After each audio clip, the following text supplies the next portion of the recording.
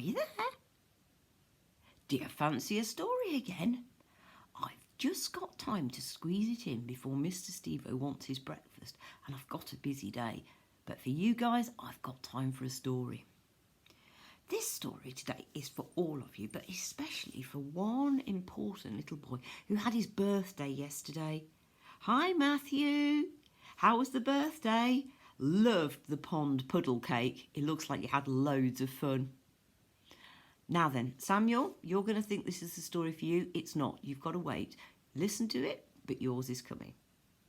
But it is also for a little family, Poppy and Freddie. Hi there. They're twins. How are you? And Charlie, their brother, who's broken their fingers. Charlie, Nana tells me that they were a bit sore, but you've been ever so brave. Almost as brave as Ted, your big brother. He had to go to school the other day, a bit like our friend Faith. And Ted, you were ever so brave. Ted's a bit older, but it's okay. We still like stories when we're older, don't we, Ted? And actually, if I look really carefully, I can see their cousins. Hello, Isla. Hi. Mama sends you lots of love. And to your mum. And to your grandma too. Hi, guys. How are you, Molly, Wendy? Nice to see you. Hello, Isaac. Said I'd give you a shout out. High five. It's good to see you. How are you? And Grace. Hello. Have you got Jessica and Eve with you? Oh, fantastic. Settle down. We're in for a good story. Now, Alison, have you got your bedtime drink ready? And can you please say to Hannah, I've still not had any lemonade? Do you think she's ever going to bring me any, folks? What do you think? Bit wet at the moment. When it turns sunny, Hannah, I need that lemonade. Get onto it. Hi, George. Nice to see you again. I know you've been waiting for another one. You're going to love this story, as are the two Tobys. Toby Q, Toby M. This is one for you. It's a very special story. Oh, everybody from Childcare Carols is there. Hi, guys. Nice to see you again. And, ooh, Looking Glass is a long way away. Right across the sea in Ireland. Hi, May. Hi, Miles. May, you are so good at riding horses. So impressed.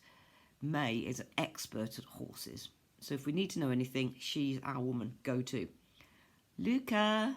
Hello, Luca. Gosh, you've grown. I bet your Grandma Jenny is so proud of you. It's lovely to see you. Oh, hang on. Are the crew there? Eddie. Got Henry and your sister in the house. Good job. Okay. Oh, Lola sneaked in at the back there. Saw you. Hang on. Lots of people. Hi, Mrs. Frew's group. Hi, Miss Wheatley's group. Lovely to see you all. Violet, how's things hanging? Grand. Brilliant. Have a good weekend, you and Elora. And hang on.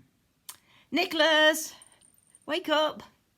You're going to love this story because this story, well, let me find our friend.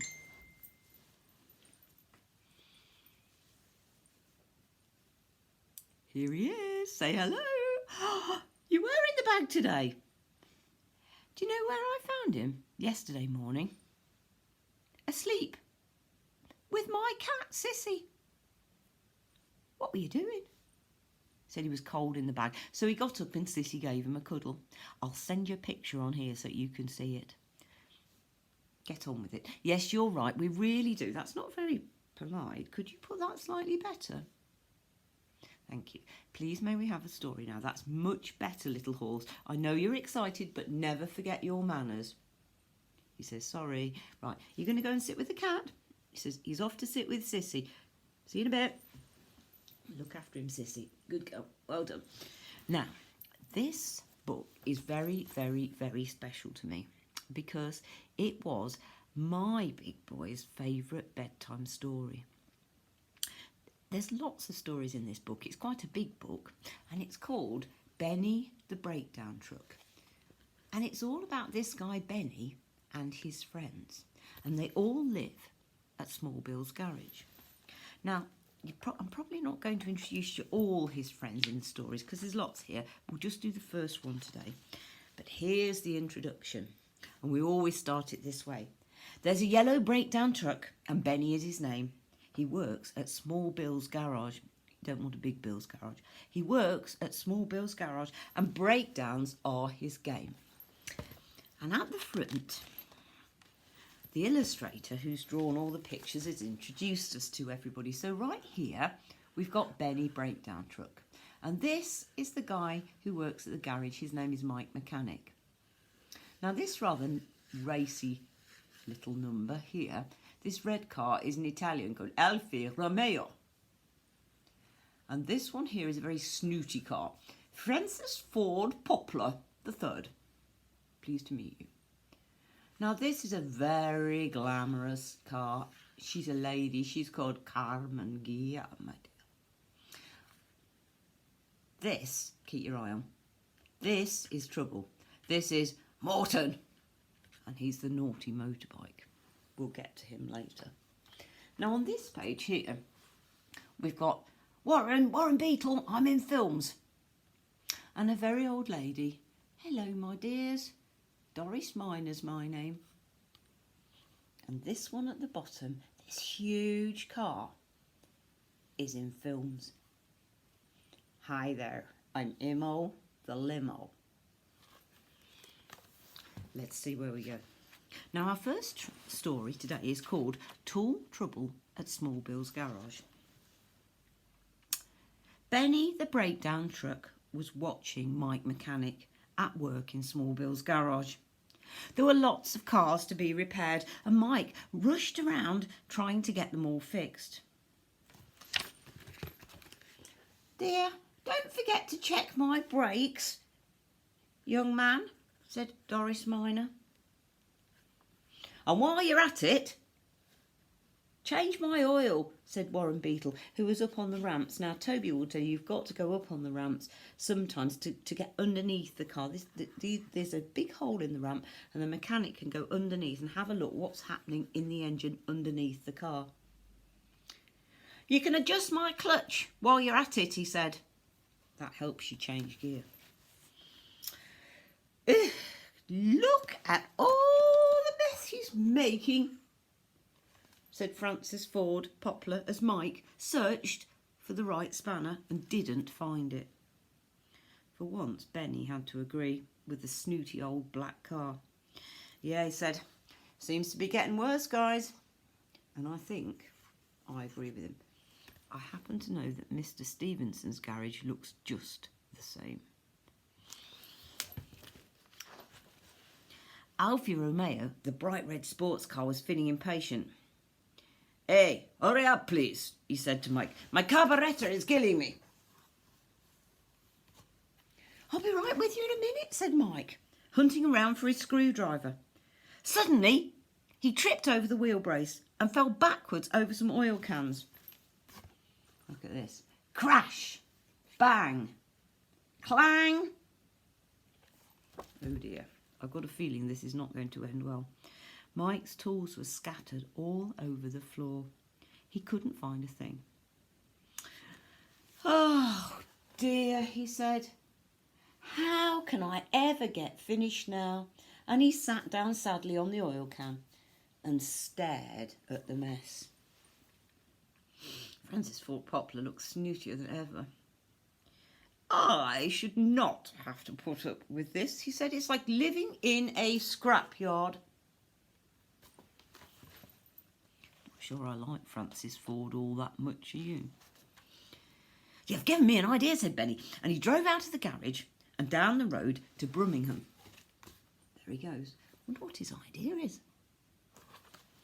By now the cars were starting to complain. I can't wait all day up here with my bonnet up, said Alfie. I'm getting dizzy up on this ramp, said Warren. Oh, please hurry up, said Doris Miner.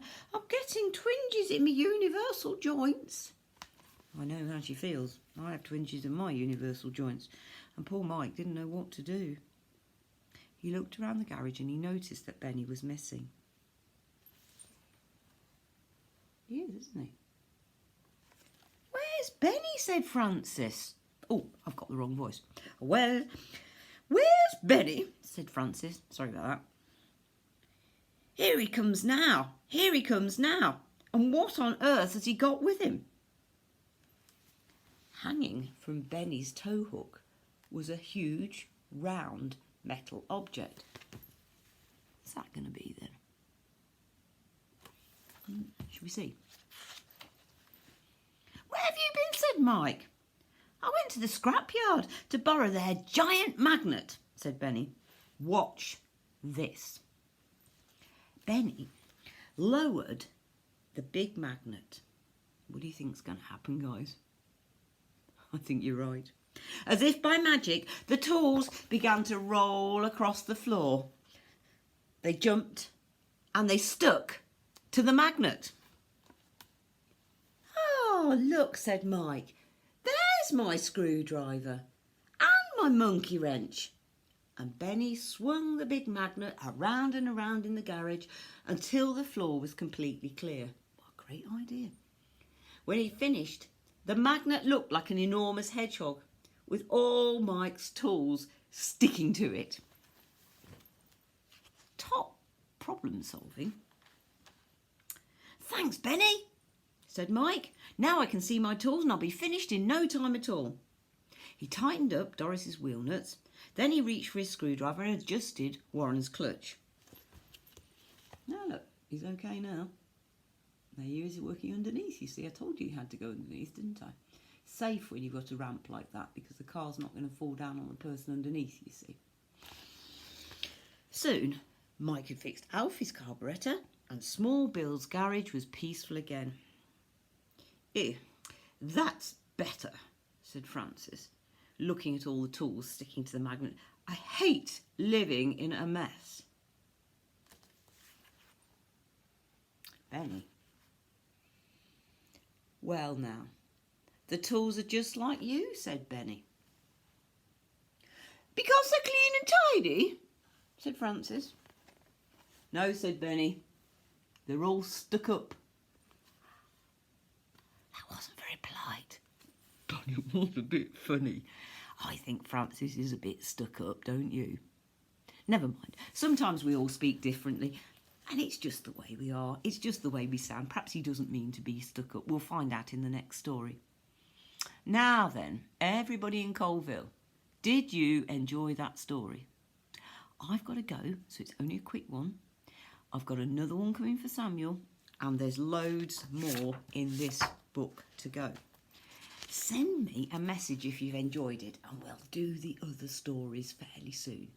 Okay, guys? Have a great day.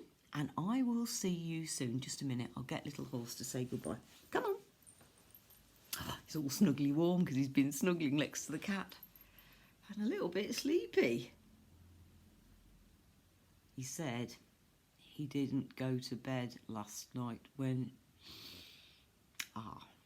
you won't make that mistake, will you? You make sure you get plenty of rest. Go when your mum tells you.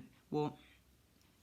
He says he feels a bit tired today and he's a bit grumpy. Well, don't take it out on everybody else.